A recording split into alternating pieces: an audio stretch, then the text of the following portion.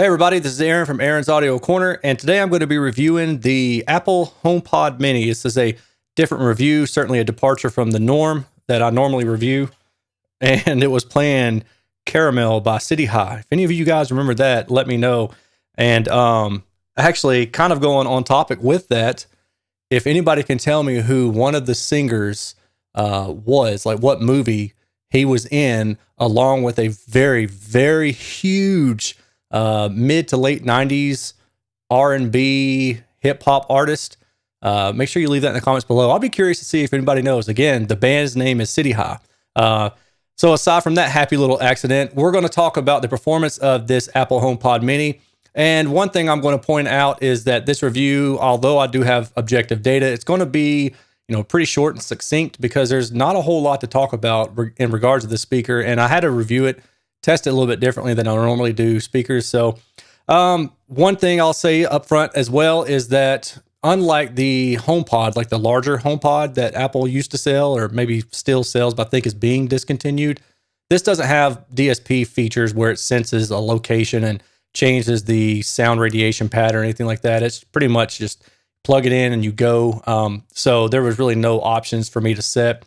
As far as SPL, I did max it out, which was about 83 dB at 1 meter. So it really doesn't get incredibly loud, but you can link another one up to it and have them as a stereo pair. I wouldn't use them as any sort of reference per se. The high frequency, starts to droop off when you get higher up in frequency, but that's also because the way I test the speaker was anechoic, and ideally this speaker should be placed on a platform like a desk or something like that. And at the bottom, it has an array of tweeters. I shouldn't say an array of tweeters. It's got a full range driver in the middle, and then it's got a waveguide, which sends sound 360 degrees out mid-high frequency as well. And then it's got, I think, a couple passive radiators. So, as far as sound quality goes, it's okay. But the main thing I want to talk about is the radiation pattern of the speaker.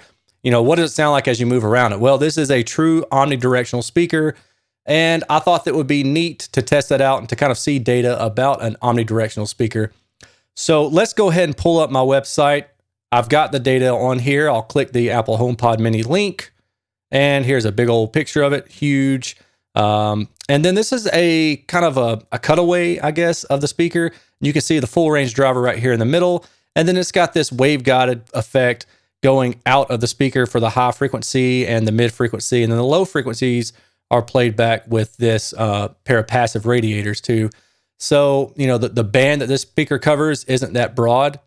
This is, they talk about the different chips built into it, noise cancellation for all the Siri stuff. So while I'm at it, I'll say, "Hey Siri, how are you today?"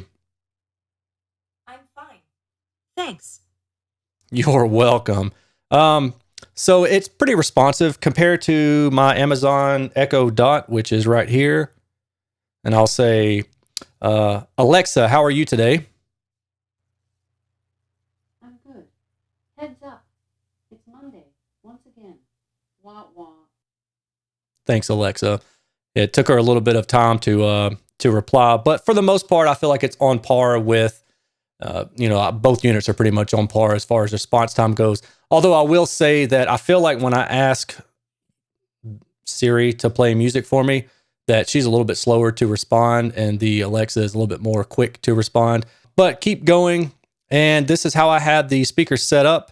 I purchased a little mailbox kit. It was kind of neat from Lowe's, and it fits perfectly to the platform of the near-field scanner. And then I put the speaker or the HomePod at the top of the stand. And the reason I did all of this is because if I put this speaker directly on top of this stand down here, well, you're going to get some anomalies, and it won't be a true anechoic measurement. You're going to get some reflection from the high frequency off this stand and out into the room, which, again, the way this speaker is designed to be used is it is assumed that you will place it on some kind of desk or counter. So high frequencies will bounce and they'll radiate out into the room. Yes, I wasn't able to test it as it is likely being used, but I'm not concerned with providing the most accurate of on-axis frequency response for a room because there's really no way to test that anechoically. I am more interested, I should say, in what the radiation pattern of the speaker is. So that's my note up front. I'm going to keep going then. And then we have the data. So let me jump out into the data and get rid of this. And here we are, the 2010 data. And again, I know the on-axis response is going to be wonky at best. But what I'm really interested in is what's going on down here. And this is telling me that basically the speaker is omnidirectional. So as you walk around the speaker, you're going to hear pretty much the same sound. Put the speaker in the middle of a room and you walk past it going back and forth. Put it in your kitchen as you're doing dishes and you're moving around the kitchen area. It's going to sound pretty much the same unless you put it in a corner and you corner load it. Although corner loading it will help increase the SPL overall, and it should create the same pattern going backwards into the corner and then send it back out front into the room. So that actually may be a good use case for it.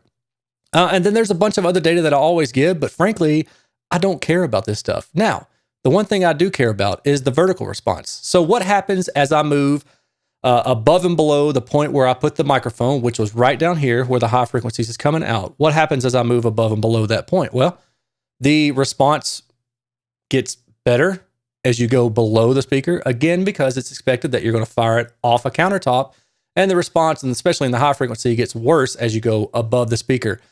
So there's a bit of that, trade-off. Yeah, you're going to get some high energy or high frequency content bounced off a countertop, but how far are you going to be away from the speaker? And are you going to be at the correct angle for it to hit your ears at the perfect angle and give you all the high frequency succulence that you would want? Probably not. You're not buying the speaker for critical listening, folks. You're just not. But it is a good, pleasing overall sound for what it is. Now, I wouldn't say that, again, critical listening is something you would do with a speaker. No. But walking around, doing normal everyday routines and asking it questions and having it sync up with your phone. I've got an Apple iPhone here. It's great. It works fine for that purpose, and it's $99. It's pretty simple. The horizontal spectrogram is just another way of telling us that the sound field is omnidirectional. It's pretty much the exact same in the front as it is to the side, as it is to the rear. There are some holes in the high frequency response, but I think that's just due to the physical makeup, the chassis of the speaker itself. As you put it together, assemble it, there's certain little ribbed areas that would block more high frequency content than other areas. And, okay. The vertical contour plot, again, just tells me that right below the speaker is actually where the most energy is sent. I mean, directly below, like right here is where all the high frequency content is really being sent. And then as you go higher above the speaker from bottom to top, then you're getting less and less high frequency content. Harmonic distortion. This is with the volume set to max, which, as I said in the intro, is at 83 dB at 1 meter. And the distortion actually looks pretty darn good, I've got to say. So yeah, for what it's worth, the distortion looks pretty good. And then some parting thoughts. Again, I just want to point out that this is an omnidirectional speaker, and the reason that I'm reviewing it in the first place is just because I think it's neat, it's different. I wanted to see what a true omnidirectional little smart speaker looked like. If you're interested in trying to get fidelity out of it, my suggestion is to play around with the seating angle and make sure that you put this on a countertop so the high frequency is able to bounce off of that and come to your ears. But you're going to move up or down, back and forth to try to find a sweet spot, because I promise you, once you account for the bounce and the reflection off the countertop or desktop or whatever you're using it on, and it bounces off that and goes to your ears, things are going to change. I mean, absolutely. So you're going to get some degree of comb filtering for sure.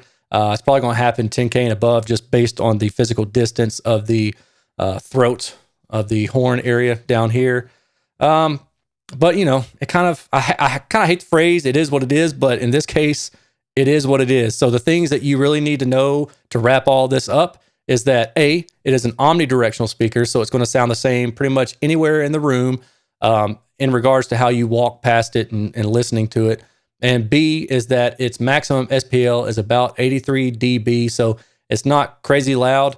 It does have a limiter built into it, so the bass will start to roll off as you go higher in frequency, but that's kind of expected. That way you're not going to blow the speaker. And with that said, I'm out. This was the shortest review. I hope you appreciate it. I hope you did learn something. As I said, there's really not a lot to talk about here. It's more just informational, and I find it interesting, and I hope you did too. So I will talk to you guys later. Take care. Peace.